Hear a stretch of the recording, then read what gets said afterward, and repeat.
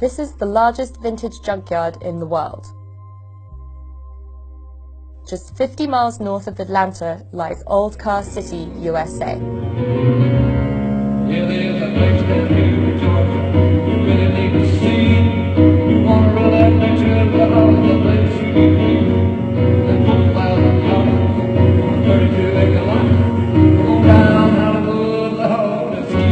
We have fun, people going in the gate, push button to open, and they'll come here and they'll do this, that, and that, and this thing. All they have to do is push it. And it works when electricity goes off too.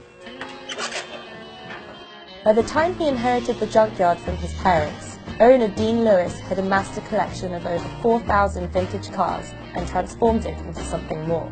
I grew up and was born in a junkyard. In 1931, my mother and daddy bought 25, 30 acres here. Later on, they bought an old junk car or two, started selling parts, making another dollar during Depression time. And we still got some of their cars out here. It's been sitting in the same place 60 years, hadn't been moved. We let nature take its course, growing between the cars and growing up through the grills and windows and all. Not a one-person deal here. It's everybody combined. When I got up here and met Dean, now he's not creative. He's a nut. He's off the wall creative. That's why we get along together.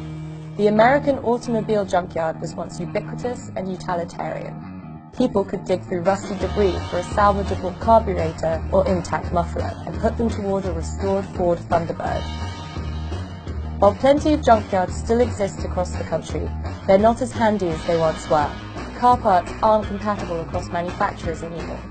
It's harder to find treasure. Which makes Old Car City so great. It's embraced its obsolescence. This place has a kind of warped beauty.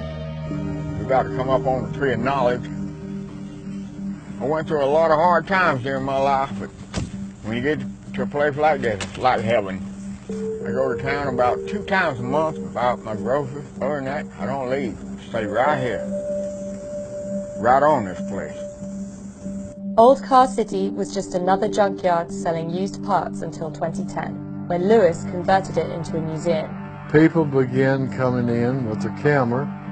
Well, no, could they go out and take pictures? I said, yep, you got to take all the pictures you want all day long. Now people come from all over the world to take pictures. The yard charges admission to walk through a collection of 4,200 car carcasses dating from 1918 to 1972. A lot of people just don't understand the beauty of something like that, you know. How much tranquility you find in just a bunch of old junk cars. Oh, it's fabulous as far as antiques, antique cars, muscle cars, trucks. You'll find it up here. People come to Old Car City want a souvenir a lot of time. We got some old ranches we had and put Old Car City on them. And then I got the plaques here. This isn't the only place making art out of American muscle cars. A trio of artists opened Cadillac Ranch in 1974 in Amarillo, Texas. And there's an American replica of England's most famous monument, Carhenge in Alliance, Nebraska. Americans had long romanticized the freedom of the open road. At its peak, car worshippers kneeled at the altar of roadsters, Jaguars, Cadillacs, the Mustang, and the Benz. My favorite saying, we have heavy metal here. Cars nowadays are, of course, made out of plastic and real thin scale metal, and I call them pullways. These are keepers.